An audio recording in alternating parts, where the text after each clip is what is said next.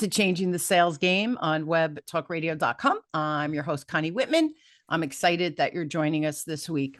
As you listen to the show, I really hope that, of course, you feel my passion for this topic of sales, right? Being in sales for 40 years, it becomes part of my DNA, and I can't help but see and talk about that sales to help people, right? I feel like I'm always in help mode. So to help you on your journey of changing your sales game, whatever that means to you, in the show notes, you'll find my communication style assessment. You get 2 reports. One will be your highest score, which is kind of your just natural communication superpowers. Flip side, your lowest score, you'll get a report for that as well.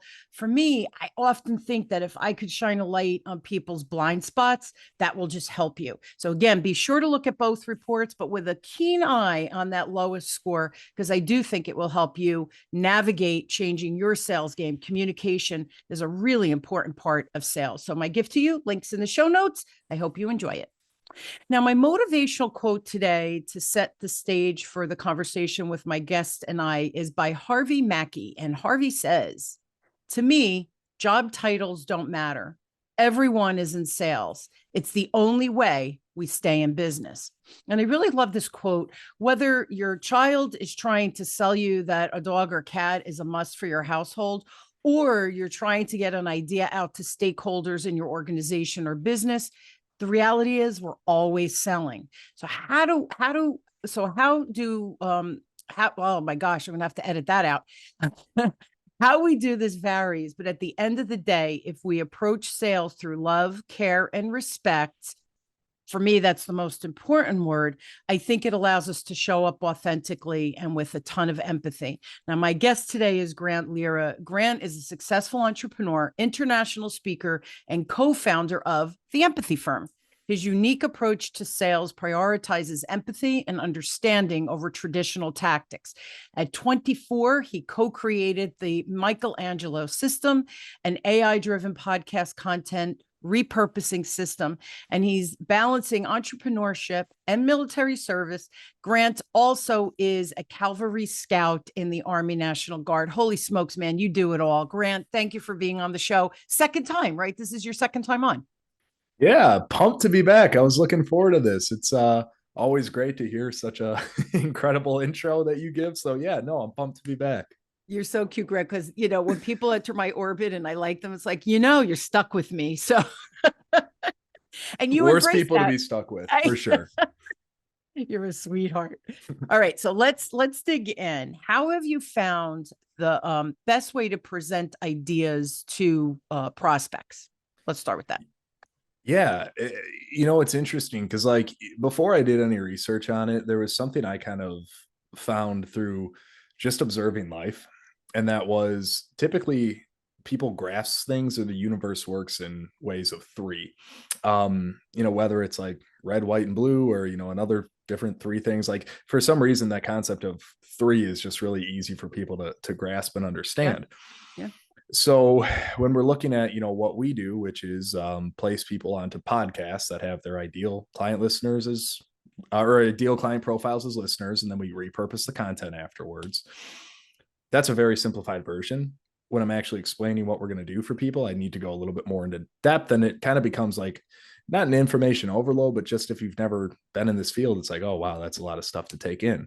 So what I did, and what I help a lot of people do now, is basically take whatever system they've created and split it into 3 different pillars. And I've just found through doing that, I've really been able to see a much better understanding of what I do from the lead or prospect. And that way, at the end of the call, they're less confused. They're like, oh, this makes sense. And so every time what I do is, once I, do my discovery with them and I say, okay, cool, I can either, if I can help you, then I'll go into everything.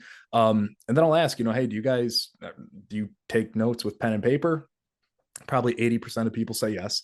Say, yeah. Amazing. If you could just draw like 2 lines on the sheet of paper, that will create 3 different columns. And I'm going to go left to right. So that way at the end of this call, we can look at this together and we can see everything in front of us. It's all there. And then I'll do this just that. I'll say, hey, pillar 1 is this, pillar 2 is this, pillar 3 is this. At the end, maybe they have questions, they'll ask me then, but usually they're like, yeah, no, this makes sense. It's laid out right here. And I found through doing that, one, people understand that better because that's just how our brains work for some reason. And, this logic of threes. But then also, what that does is a lot of people I know will usually take digital notes on calls that they have, but they'll always have like a pen and paper around somewhere. And so if they're evaluating you and maybe two or three other companies, and you're the only one that they took those physical notes on, one, they have the, writing memory in their head, so that's going to retain more. But also Absolutely. that notepad like sits on their desk for a week or, maybe even longer, and they'll glance at it throughout their day and be like, oh yeah, that was from Grant. When, the decision maker, or if they're the decision maker, right, they kind of come up and they say, okay, so this guy said he does this, and I think that this is how it works. This other guy said he does this, and I think they do something different over here. But then Grant had three pillars, and the first one was this, second was this, third was this. It's just like when it comes time to actually make that decision, you're not only standing out because you have Yeah. these physical notes and this real estate on their desk, but you've actually gone through and like made sure that they actually understand what you do so they can make that informed decision. So that's just something I kind of found through some mentors helping me with that, and just the observation of how kind of people understand things. I'm cracking up, and I was looking. I try not to look away from the camera because I am present. But as you were saying it, I wanted to be able to look what's on my desk. Yeah. I had 2 meetings, and I took my notes, and then I cross off as I go through. Once a decision is made or my task is done, right, it cross it off. But if I'm still investigating and vetting other vendors, I keep that in a section of the binder, right? Or in this case, my notepad. And then I could go and reflect, because you said it very important. A couple of things I just want to unpack with that were brilliant. Number one, having someone, and I know we're using a lot of digital notes now. The Zoom creates notes for me to use in blog posts and stuff. So it's all helpful. Don't get me wrong. However, when I handwrite, and again, for those listening on Apple Podcasts, I'm just holding up my notepad with my very sloppy handwriting. When I write it, you said it, the neural pathways, we retain things more detailed, and it gets into the nooks and crannies of the brain versus typing, because there's an effort for us to think about what was said. Now we have to think about making our hand move to write it. So we're ingraining that knowledge or whatever was shared by the salesperson in this case, right? You presenting, it gets into the nooks and crannies, and that's how we're remembered. So very important. Second thing you said is the 3 pillars. You're training your prospects, clients, whoever, to start to think from that perspective of three pillars in your case, so that it becomes, after the meeting, I understand what the pillars are, but I could reflect back on my notes that are written in my language of what I heard you say. And then that gives you an opportunity also to say, now you wrote down the 3 pillars. Do you have any questions? I could go back and say, well, I wrote this word, but now I'm not really sure what you meant by that. So by doing that, you eliminate objections when you get to asking for the business, because you're handling potential objections as you're having that conversation. That is freaking brilliant. You're teaching people how to buy from you without saying, hey, by the way, I'm going to teach you how to buy from me because I'm better than the other vendors, right? That's the subconscious exchange there. But you're giving me these tangible things to look at. And then I love that concept, because a lot of people don't, it's very hard, especially if it's a bigger ticket item, to make a decision on the spot. People should vet us out. Absolutely. So by having my name, the real estate, like you said, on their desk, where they go back and go, oh, that's right, Connie Whitman. Oh, I have to look at those other vendors. Oh, I have to compare them. At some point, we get tired of that and think, I only remember her, or I only remember Grant. Why am I even looking at these other vendors? So it rises us to that higher level because of those visual reminders. So many subconscious things are happening there. And even when you're looking at, like, let's say you can't get the decision maker on a call and you're dealing with, somebody who's going to present everything to them at, the end of the period when they're gathering information. The other thing you're doing is you're essentially writing their script for them, because that's what they're going to read back to their boss. That's what they're going to, remember. It's like, hey, here's the 3 pillars. Here's what Grant talked about. You have that script in front of them, so you don't need to like train them on how to sell it to somebody else. They've done that, and they've internalized what's the big takeaways for them are, and they have that to look at and show somebody else. And I think by framing it out that way, also at the end, you could say, listen, we went through the three pillars.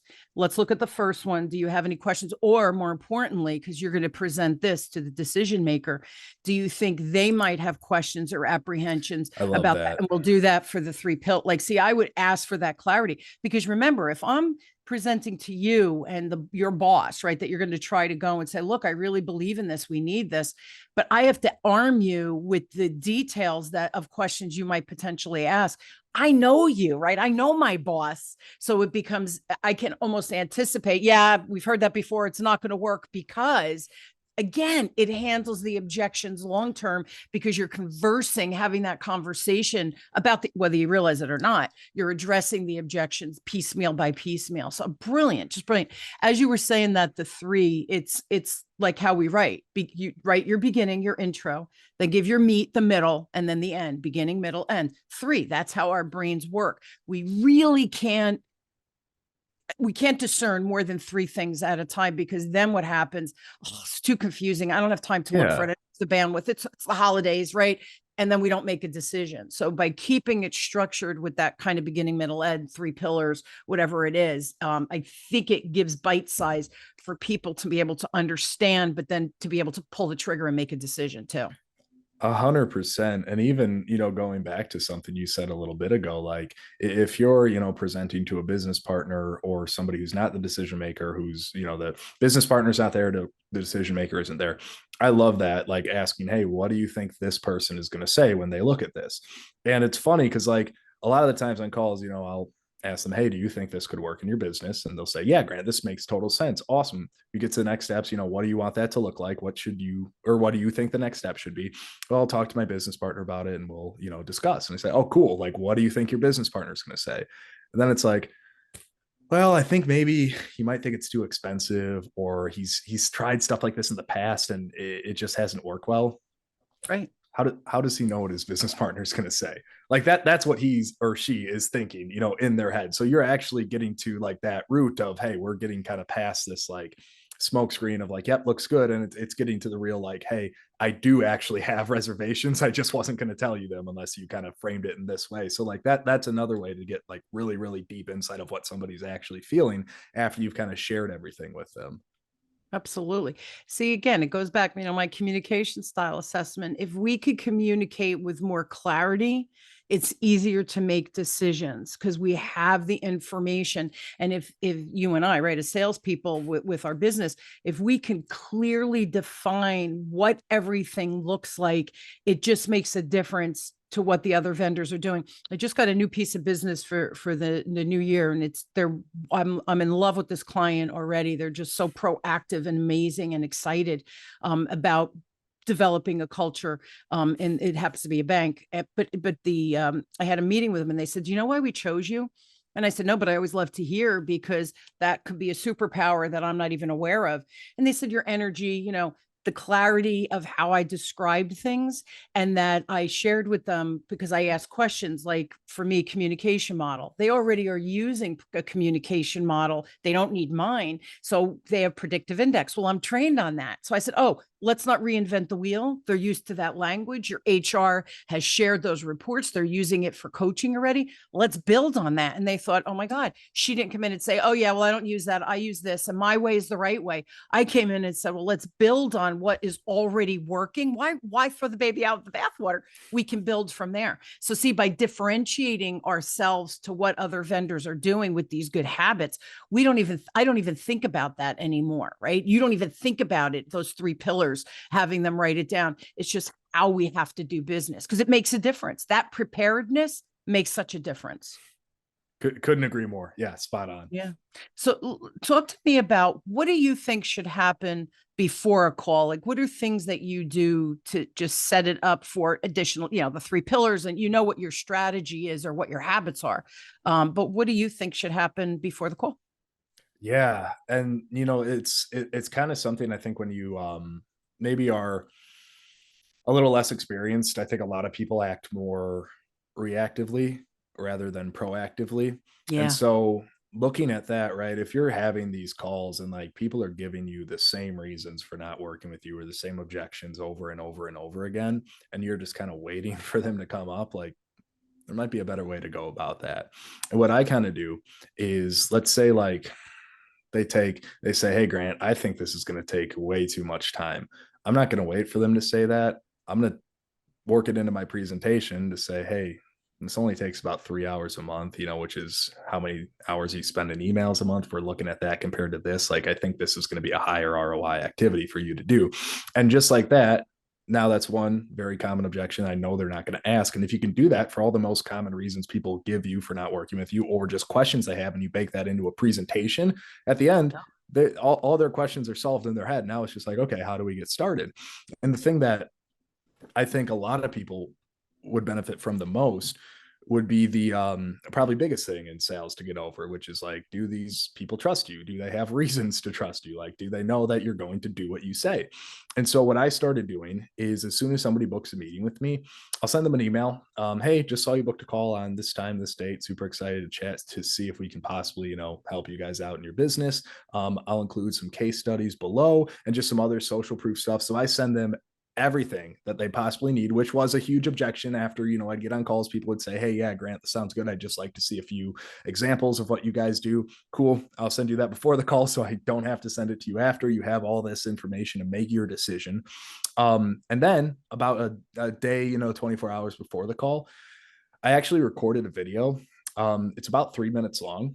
And I send it out to him and say, "Hey, look forward to our call tomorrow at this time. If you could watch this video before our call, this will help us out a ton."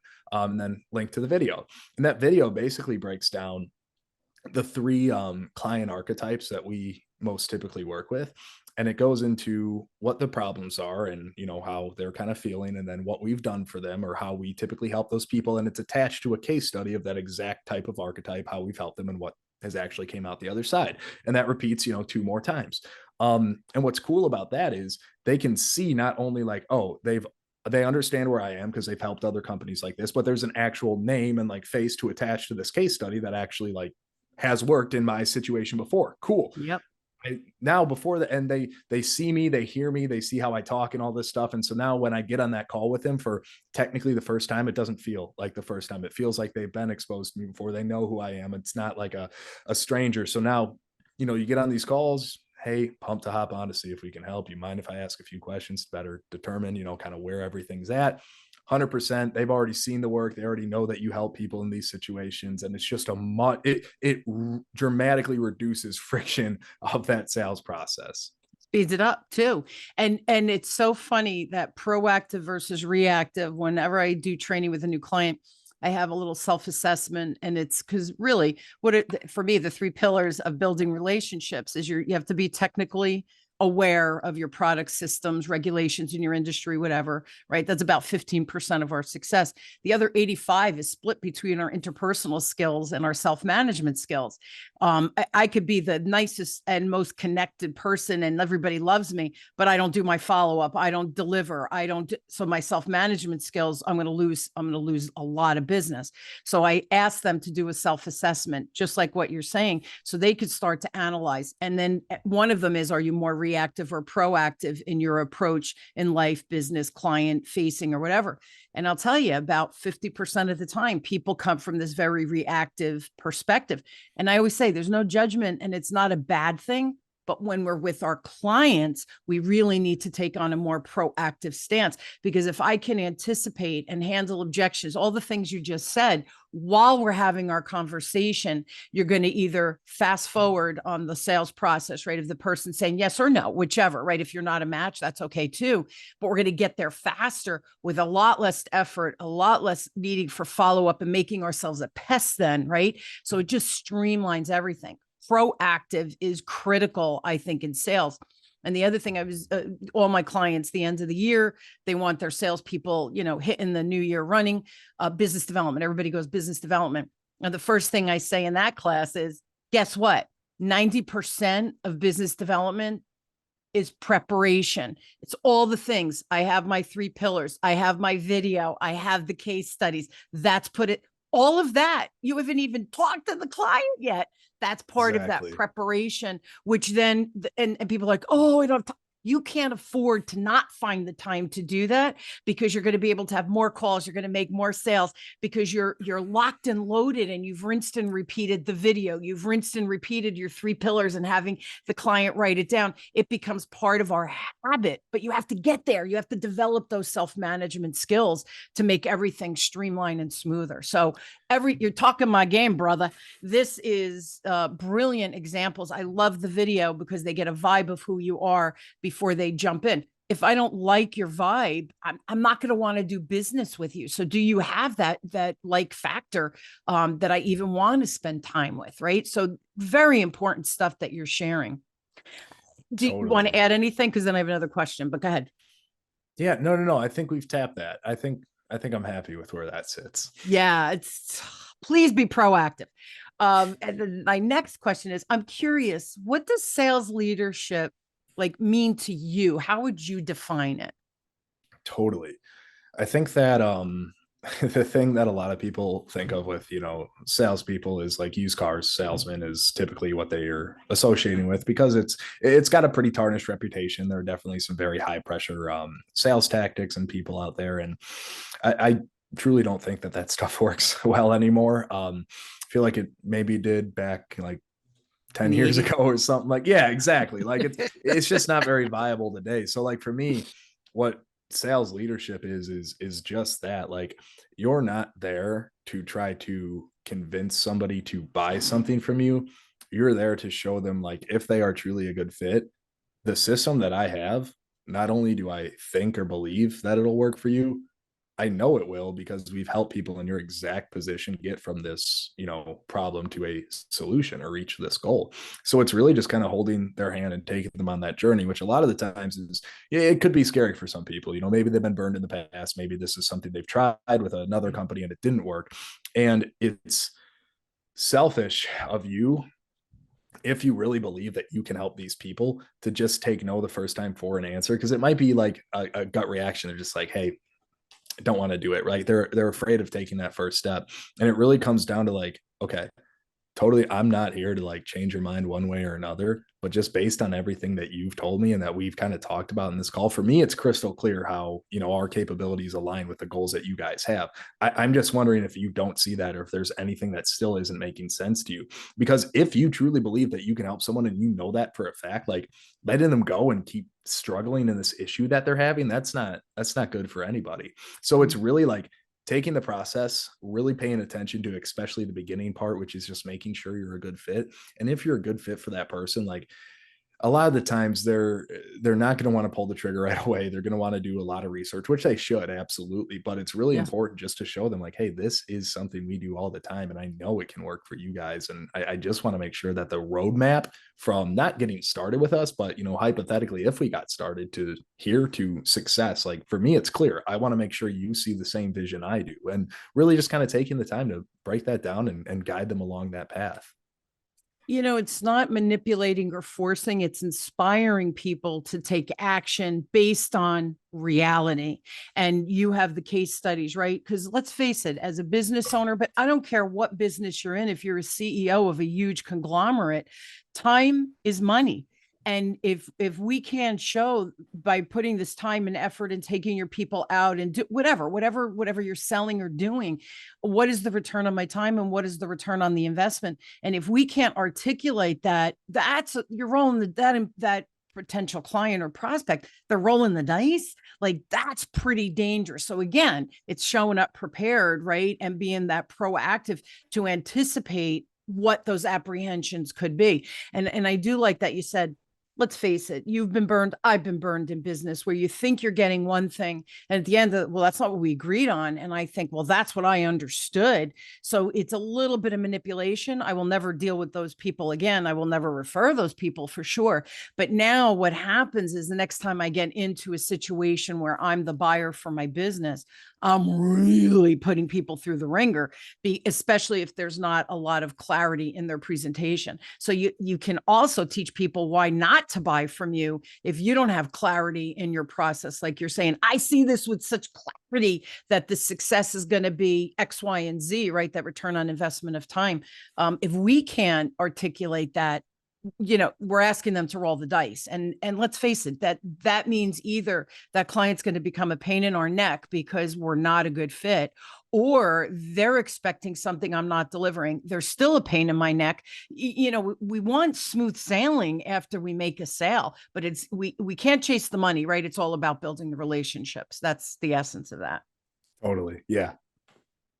What are some of the ideas or some of the things that you do? Because I like how you approach sales in your business, but what are some ideas you have for client retention and that whole buyer's remorse after? I know I get buyer's remorse after I spend money. Yeah. It's a super, human problem. Like that's something that I think all of us feel to some extent on a variety of, different purchases, whether it's something small or, something large. For us, it's a pretty simple fix that we do. And it's something where like, once we, sign a new client, afterwards we do the handoff and, all that stuff that normal companies do. That's pretty standard. But what we'll also do is we'll get their mailing address. And like I said before, we do podcast guesting and we'll send them like lights and tripods and a microphone and all this stuff. So it's kind of something where like, okay, it's small. It's not a ton of money for us to do, but then they get this mystery box in the mail and they're like, oh, it's from the empathy firm. What's this? Like, oh, this is cool. Like it's something, physically I can hold. Like this is cool. And it'll help me in a bunch of different things, not just the podcast. I can use it on my Zoom calls and all this stuff too. And it was just something that's super small that just kind of reinforces like, hey, we're here for you guys. You made a good decision. We're going to help you out.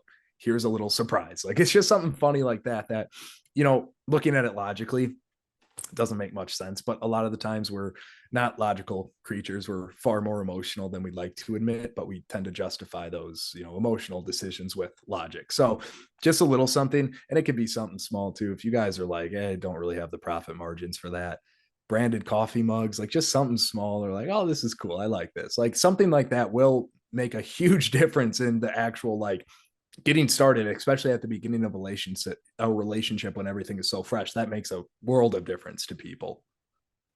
And, it's so silly, Grant, but the simple things add up to big results.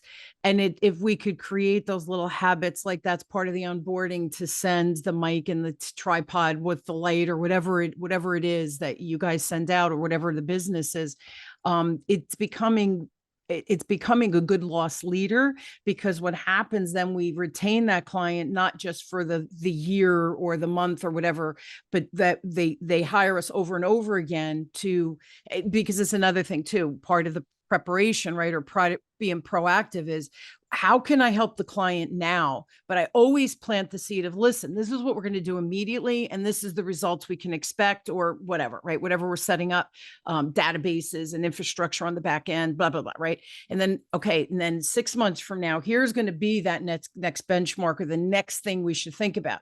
Budget's not there. Can we budget it for next year? So we're becoming a planning partner with them. And then what happens, your clients become clients for 5, 10, 15. I have clients that have been working with me for 20 years. They have new hires coming in. Connie, we want you to do the training. We don't want to bring it in-house. Nobody does it like you. I've earned that spot, right? I've earned that level of respect, but you have to become that planning partner, because they're good at their business. They don't know what's yet next to come, because that's our zone of genius with our business. So that's, again, part of that whole proactive. So that's a good loss leader for you, because now they're getting and thinking, I did make the right decision. And the other thing I want to say, emotional, 95% of our decision-making is happening at the subconscious level. 5% is conscious. So by getting that gift, there's a subconscious charge of validation that I chose the right vendor, in this case, with you doing the podcast and stuff like that. So it's just fast. Humans were fascinating. But if we do it right and we create these good habits, it becomes easy. It really becomes easy. Totally. Do me a favor. I have one more question because we're almost out of time. Explain to everybody exactly what you do, because I think that you're very genuine.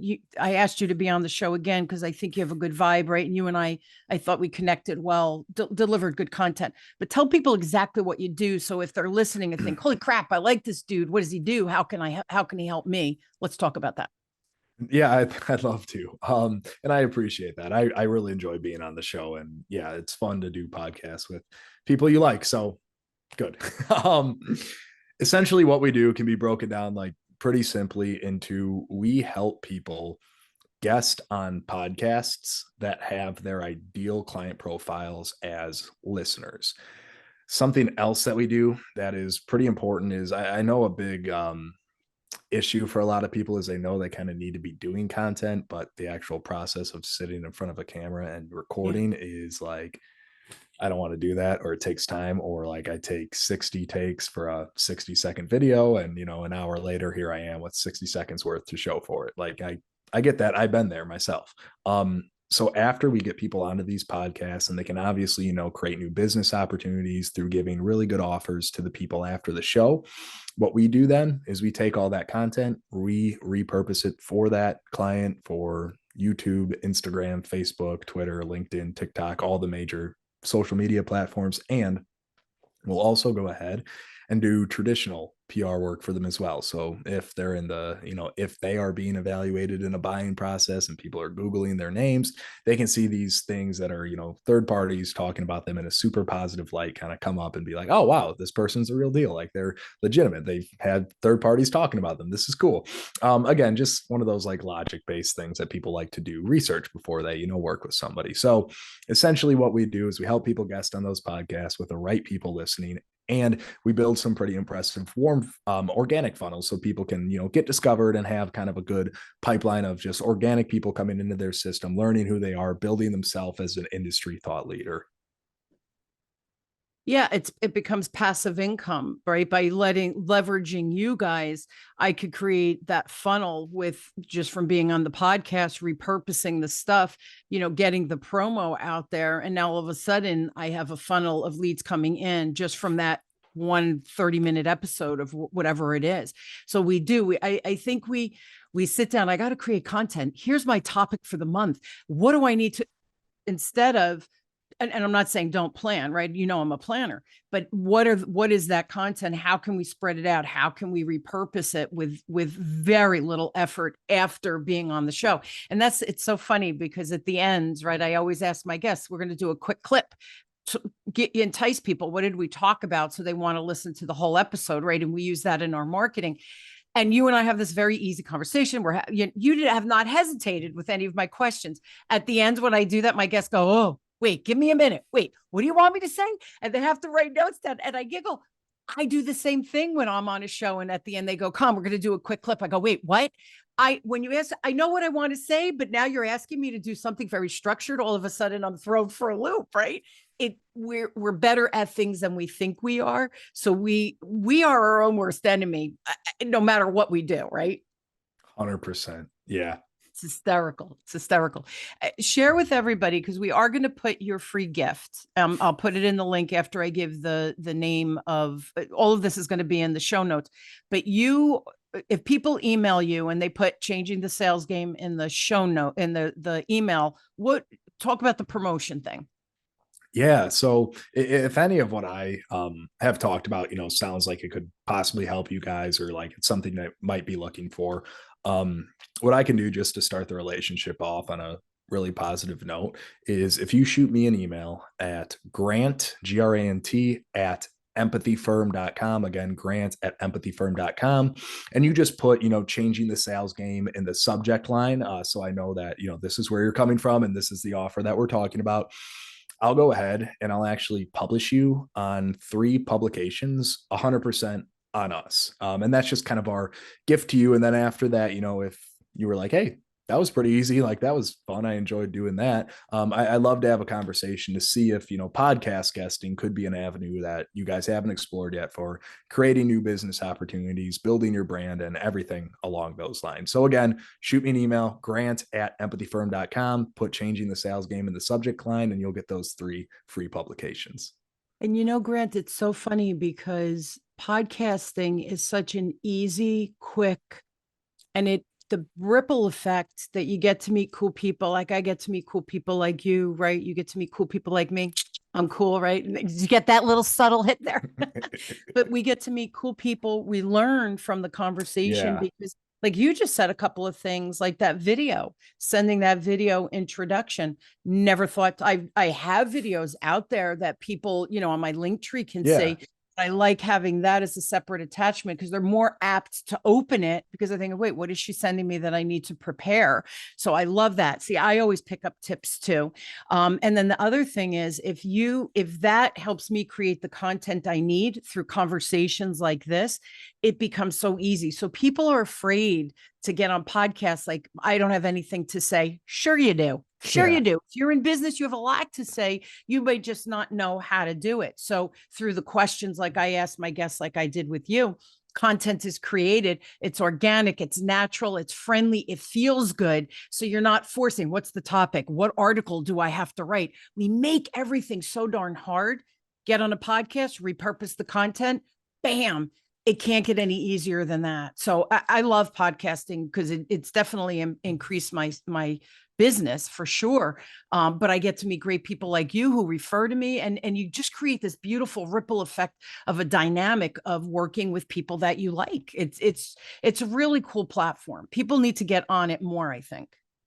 I couldn't agree more. And like one of the, things that isn't necessarily like front and center when we're talking about podcasting is just what you said, like the people you meet. Doing that is so exciting, and it opens up so many more opportunities, not just for, new business opportunities, but maybe joint ventures, or if you have a Mhm. referral stream you want to be able to send somebody. Like there are so many cool people that have podcasts, and being able to talk to them like this for an hour, and then obviously afterwards, if you guys want to talk shop together, like that's great. You've already, vibed each other out, and you're already like having fun and talking to each other. So yeah, that is one of the honestly best things I love about podcasting. It's just meeting the people behind the actual shows.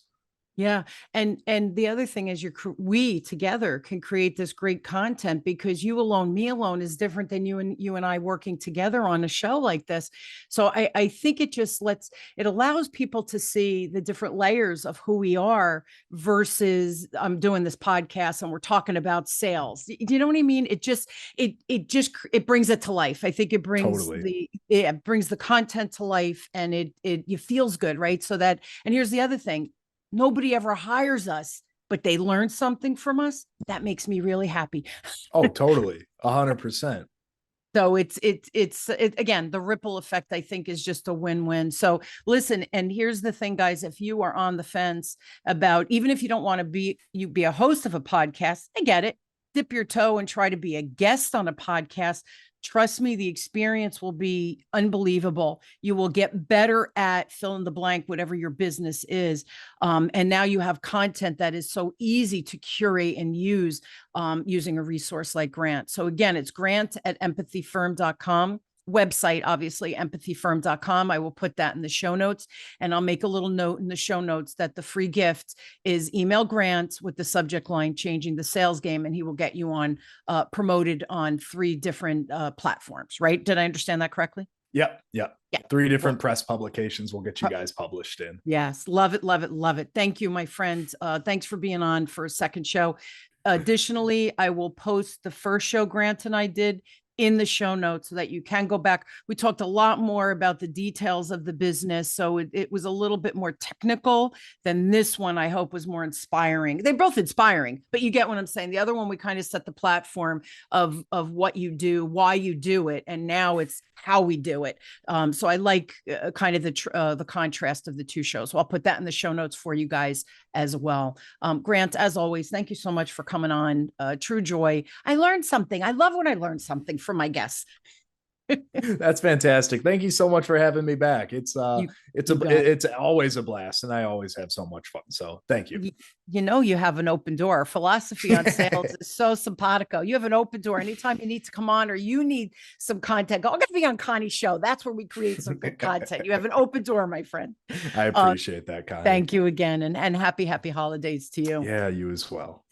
Thanks. And I hope you will join me weekly as we question, build, and discover no matter where you are on changing your sales game. I really do hope that my guests and I provide some tips, ideas, and strategies that you can implement immediately. The 3 pillars, make it into 3 categories that you're going to connect. Have people write down all the tips that look into the podcast, right? Being guests on podcasts. If you don't know where to begin, Grant is a really good ally and a mentor, if you will, as well, to help you navigate, because it can be overwhelming. And I get that.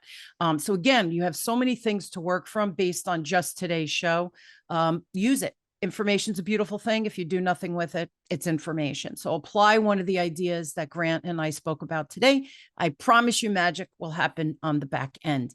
Thank you for tuning in to Changing the Sales Game with me, your host, Connie Whitman, on webtalkradio.com. I wish you an inspired week filled with change that's changing your sales game so we can up our game, do better, serve bigger, and just love the world in a great way. Have a great one, everyone. I love you. Thank you for tuning in. I will see you next week.